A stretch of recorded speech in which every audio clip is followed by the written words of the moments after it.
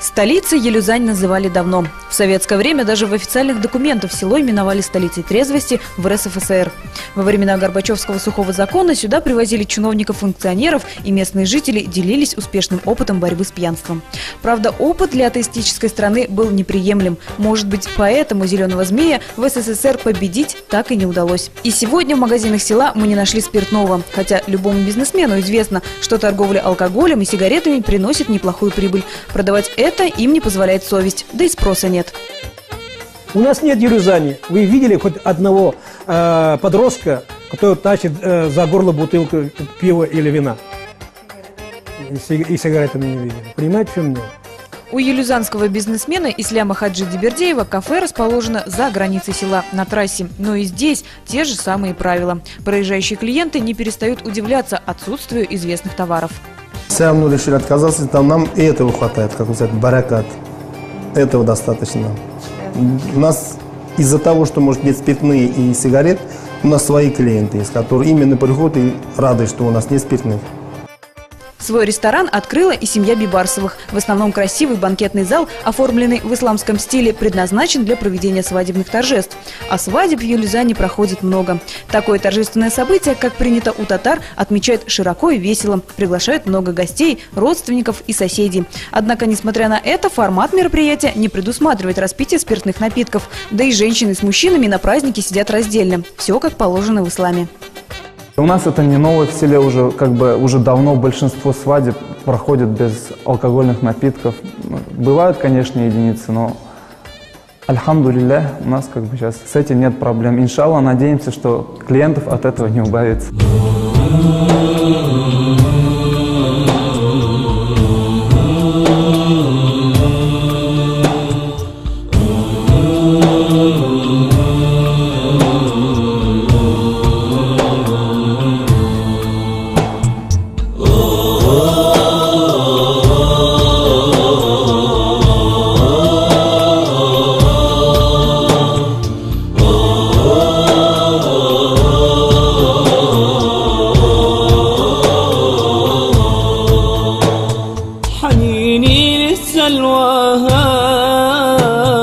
حنيني لمنها حنيني لممشاها بصحبة أحمدي حنيني لها تجري بها أنهر الخمر وما طلعة البدر برؤية أحمدي.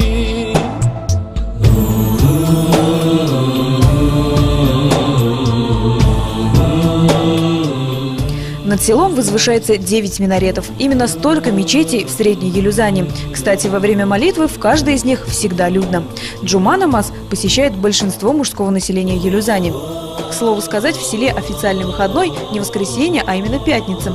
В этот день верующие спокойно могут посетить мечеть, послушать проповедь и тем самым выполнить свои обязательства перед Всевышним. Для местных жителей пятикратный намаз – это не верх поклонения, а неотъемлемая часть жизни. Татарскую деревню всерьез называют кузницей имамов. И правда, елюзанцев-священнослужителей можно встретить практически по всей стране. В Санкт-Петербурге, в Пензенской, Саратовской, Ростовской, Волгоградской областях уроженцы Елюзани служат муфтиями. Желающих посвятить жизнь служению Богу так много не потому, что здесь их этому учат. В селе, к слову, нет ни одного исламского учебного заведения. Просто елюзанцы с малых лет получают религиозное воспитание. Им прививает любовь к Всевышнему и богобоязненность. Родители хотят, чтобы дети их были воспитанными, во-первых. Ислам учит детей, чтобы они уважали старших, жили хорошо с соседями. И вообще нравственное воспитание, это, как говорится, даже у нас государство обратило уже на это внимание. Благотворительный фонд «Радуга» большое внимание уделяет воспитанию молодого поколения. Под патронатом фонда в Пензенской области во время школьных каникул работает мусульманский детский оздоровительный лагерь. На каждый религиозный праздник детям села обязательно дарят подарки. Именно поэтому Курбан-Байрам и Ураза-Байрам дети ждут с большим нетерпением. Активисты «Радуги» совместно с духовным управлением проводят и более масштабные мероприятия. К ним можно отнести первый межрегиональный конкурс чтецов Корана для мальчиков школьного возраста, который проходил в городе Пенза. Мы решили впервые в России провести именно межрегиональный конкурс чтецов Корана для школьников. Воспитание мы, мусульмане, должны начинать с Корана. Чтобы ребенок изучал Коран, обучался, выучил его наизусть, какие-то суры по возможности. И уже вот идеологию, которую несет сам священный Коран, ему нужно уже с детства, как говорится, прививать. На конкурс чтецов Корана в Пензу приехали участники из 7 регионов Поволжья. Совсем юные мусульмане демонстрировали искусство чтения Корана нараспев. Ребята учили наизусть 29-ю и 30-ю часть Священного Писания. Мусульманину легче учить Коран с детства, с самого раннего детства. Вот, а когда он вырастет, он уже хорошо будет читать, вот, профессионал. Самая крупная татарская деревня насчитывает около 10 тысяч человек. Кстати, и это не предел. Здесь практически нет семей, где было бы меньше 2 детей. Разве что в молодых семьях. Рифат Бибарсов работал в селе главным агрономом и главой администрации. Он говорит, что даже в самые сложные 90-е годы рождаемость в селе была достаточно высокой.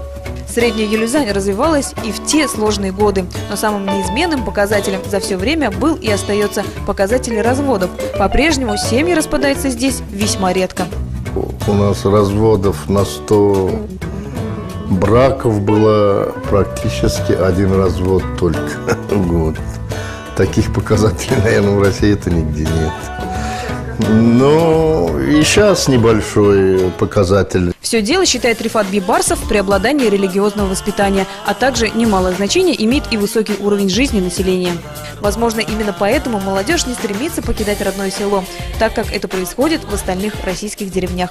Когда кипит работа в селе, значит, когда не царит равнодушие, в основном веселье, дисциплина, значит, все. Вот, наверное, почему не уезжает. Значит, хорошо в селе можно жить, чем в любом каком-нибудь таком захолустном городе. После учебы в вузах многие возвращаются и применяют полученные знания на благо малой родины. А работы здесь хватает. В селе работают 3 мясокомбината, которые обеспечивают халяльными колбасами всю Россию. Развито кузнечное, деревообрабатывающее производство, работает мельница. Среди елюзанцев много и предпринимателей. А у нас в нашем селе отличается тем, что старое поколение серьезно влияет на молодежь. Серьезно. Вот с ними и мы стали работать. С ними работать через детей. Через детей ваших. А получился эффект такой благоприятный, очень хороший.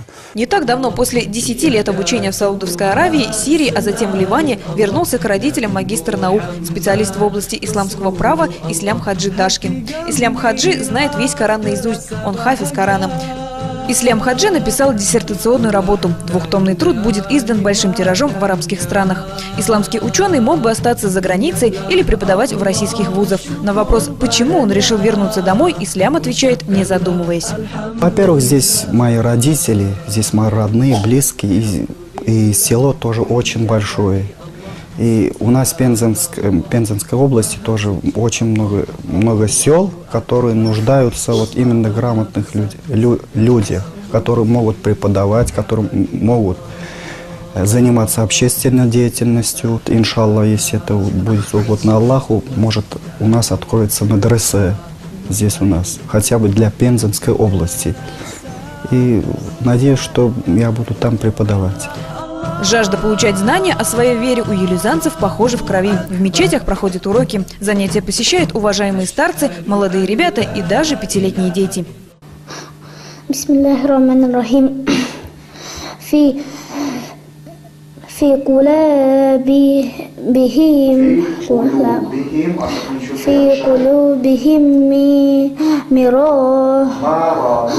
мараду. Получать знания, как известно, обязанность каждого мусульманина. Женщина, хоть свободным временем не очень богаты, с ней отлично справляется.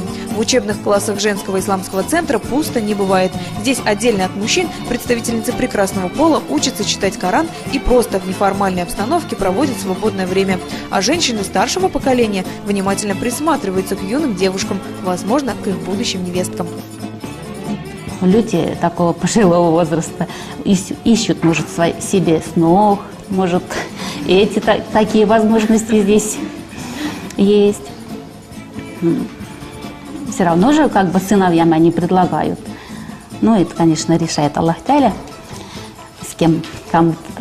Нам очень удобно, что это отдельно от мужчин. Почему? Потому что женщины у нас многие одеваются по мусульманскому обряду, и они очень у нас стеснительные. И желательно, чтобы было отдельно от мужчин. Сегодня в Елюзане образованных людей достаточно, и все они готовы делиться с односельчанами своими знаниями.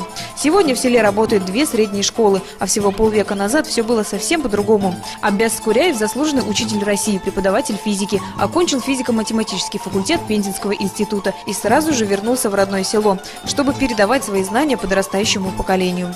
Легендарный учитель рассказывает, что до 1954 года в Елюзане не было даже средней школы. В школе обучали только до 7 класса. Детям, которые хотели продолжить свое обучение, приходилось отправляться в соседнее село Чаадаевка. Но отрываться от семьи и переезжать в другую деревню мало кто хотел. Поэтому из всего многочисленного выпуска полное среднее образование получали всего 5-6 человек. Все изменилось в корне, когда появилась средняя школа в селе. В Елюзань приехали опытные учителя. После этого выпускники школы, получив полное среднее образование, поступали в высшее учебное заведение. С этого момента, можно сказать, и начался рассвет села. Пензенские вузы, в Казань поступали медицинские университеты и так далее. И постепенно наше село стало пополняться кадрами, имеющим высшее образование, и практически сейчас уже примерно к 90-м годам село уже было обеспечено своими кадрами. А до сих пор, вот когда 60-е годы взять, вообще не было кадров. Все были какие-то приезжие. Ну, естественно, они не всегда задерживались, и эффект был не такой, не такой, как, допустим, свои местные. А теперь уже все хорошо стало. Сегодня Аббяс Скуряев, имея 40-летний стаж работы и огромное число выпускников, гордится своими учениками. Учитель говорит, что сегодня елюзанцев можно встретить практически в любой сфере деятельности. Где бы ни работали елюзанцы, везде их знают как добропорядочных и трудолюбивых специалистов. Я рад тем, что мои выпускники имеют хорошие специальности, практически куда не поехал, везде можно встретить хорошего специалиста, выпускника нашей школы в области медицины или в других областях. А вот самым первым учителем исламской грамоты на селе был и остается Джафар Абу Янгуразов. После выхода на пенсию педагог местной школы самостоятельно выучил арабский язык и начал распространять свои знания среди местных ребятишек. Занятия проводил прямо у себя дома, ежедневно в 3 смены. В то время, рассказывает учитель, ему пришлось выдержать немало серьезных разговоров с представителями власти. В доме учителя сегодня так же оживленно, как и раньше. Бывшие ученики, а их ни много ни мало, 720 человек, семье Янгуразовых скучать не дают. Часто заглядывают в гости за советом или просто в знак уважения. Наш визит в столицу трезвости России заканчивался. Однако гостеприимные хозяева не отпустили нас домой, пока мы не отведали знаменитые татарские перемечи. Национальную выпечку здесь готовят по особому рецепту, запекают в печи. Угощение очень вкусное, просто пальчики оближешь. Хорошо в Елюзане, уезжать не хочется. А ведь, говорят, село в России погибает. Это неправда. Приезжайте и убедитесь сами.